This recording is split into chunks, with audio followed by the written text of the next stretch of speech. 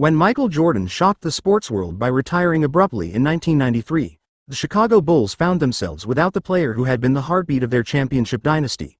In the aftermath, all eyes turned to Scottie Pippen, the silent force who had long been Jordan's trusted lieutenant.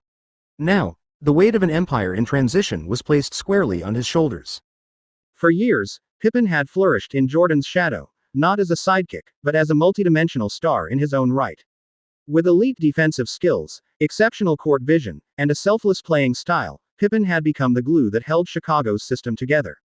But leading a team without Jordan wasn't just a basketball challenge, it was an emotional and psychological one. The Bulls weren't just defending their place in the standings, they were fighting to preserve their identity. And for much of the 1993-94 season, Pippen rose to the occasion.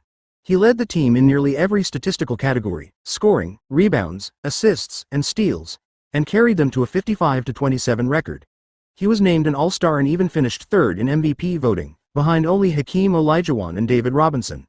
But in Chicago, leadership wasn't measured solely in stats. It was measured in resolve, in clutch moments, self-sacrifice, and how you responded when the lights burned brightest.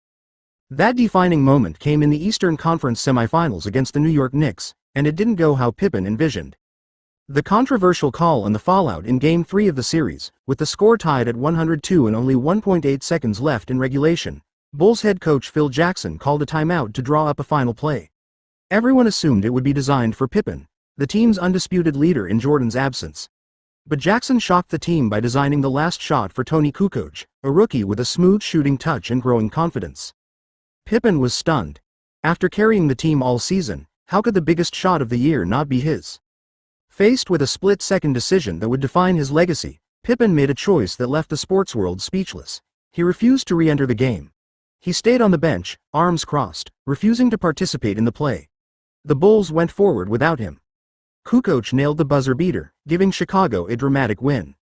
But in the locker room afterward, there was no celebration. Pippen's decision wasn't just seen as defiance, it was seen as betrayal. It pierced the culture of accountability and unity that had defined the Bulls' dynasty under Jordan.